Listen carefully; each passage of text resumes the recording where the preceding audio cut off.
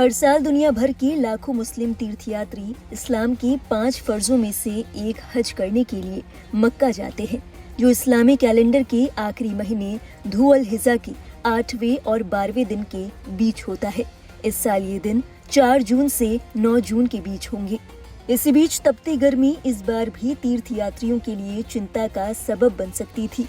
बता दें, ये धार्मिक आयोजन ऐसे वक्त में हो रहा है जब पूरा सऊदी अरब प्रचंड गर्मी की मार झेल रहा है। मक्का का तापमान 40 डिग्री सेल्सियस से पार हो चुका है। पिछले साल हज यात्रा के दौरान तापमान 51 डिग्री सेल्सियस पहुंच गया था, जिसके चलते तकरीबन 1300 तीर्थयात्रियों की मौत हो गई थी। लेकिन इस बार हज यात्रियों के लिए बेहतरीन इंतजाम किए गए हैं। इन्हीं में शामिल है दुनिया का सबसे बड़ा कूलिंग सिस्टम। जी हाँ, जानकारी के मुताबिक भीषण गर्मी से निपटने के लिए हज में दुनिया का सबसे बड़ा कूलिंग सिस्टम चालू किया गया है। बताया जा रहा है, इस सिस्टम की मदद से ग्रैंड मस्जिद के अंदर का तापमान 22 से 24 डिग्री सेल्सियस रखने में मदद ली जाएगी, जिसकी वजह से लाखों हज यात्रियों को भीषण गर्मी में ठंडक और आराम मिल सकेगा।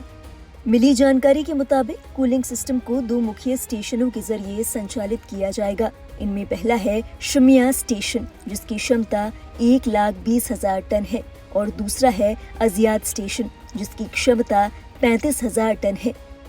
यानी आंकड़ों के मुताबिक अगर देखा जाए तो कूलिंग सिस्टम की कुल क्षमता 1,55,000 टन रेफ्रिजरेशन है, जो कि एयर कंडीशनिंग में सबसे बड़ी इकाई मानी जाती है। बता दें, हज यात्रियों के बचाव और उनकी सुरक्षा के लिए सऊदी सरकार ने 40 से ज्यादा सरकारी एजेंसियों और 2,50,000 से ज्यादा कर्मचारियों को तैनात किया है। सऊदी के हज मंत्री तौफीक अल रबिया ने पिछले सप्ताह AFP को बताया था कि छायादार क्षेत्रों को बढ़ाकर 50,000 वर्ग मीटर कर दिया गया है। इसके अलावा हजारों अतिरिक्त चिकित्सकों को स्टैंड बाय मोड पर तैनात किया गया है। ग्रैंड मस्जिद में करीब 400 से अधिक कूलिंग यूनिट्स भी लगाई गई हैं, जो वहां ठंडी हवा देंगी, साथ ही संगमरमर की फर्श को ठंडा रखेंगी। बताते चले, हज के पहले दिन ही 10 लाख से भी ज्यादा मुस्लिम तीर्थयात्री मक्का पहुंचे और इस धार्मिक अनुष्ठान में शामिल हुए। हज के पहले दिन सफेद लिबास में नंगे पांव संगमरमर की फर्श पर लाखों मुस्लिम तीर्थयात्रियों को धीरे धीरे काबा की परिक्रमा करते देखा गया। बता दें, काबा इस्लाम का सबसे पवित्र स्थल माना जाता है, जो कि मक्का की ग्रैंड मस्जिद के बीचों बीच काले रंग की एक घनाकार इमारत है। इसे पवित्र बैत अल्लाह के रूप में माना जाता है। सऊदी अरब की सरकारी मीडिया की ओर से खबर दी गई है कि अन्य लोग मक्का के बाहरी इलाकों में स्थित मीना के विशाल तंबू शहर में पहुंचने लगे हैं, जहां गुरुवार को हज के मुख्य पड़ाव माउंट अराफात पर दुआ से पहले रात बिताएंगे।